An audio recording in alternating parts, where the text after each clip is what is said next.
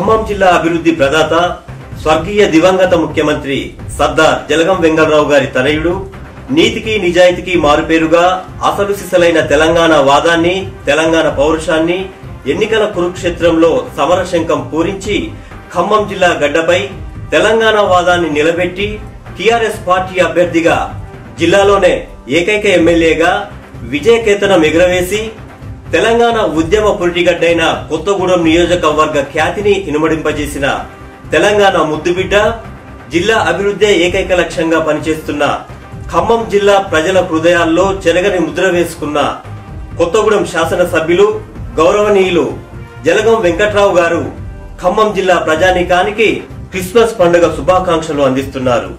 అది వారి మాటల్లోనే విందాం. కొత్తగూడెం నియోజకవర్గ ప్రజలందరికీ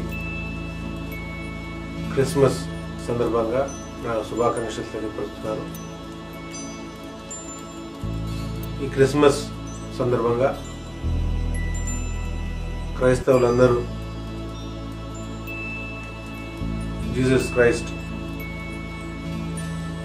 జన్మోత్సవం సందర్భంగా ఈ వేడుకను జరుపుకుంటున్నారు. వాళ్ళందరూ కూడా మరొకసారి నా తరఫున వారి కుటుంబాలకి నా శుభాకాంక్షలు తెలియజేస్తున్నాను.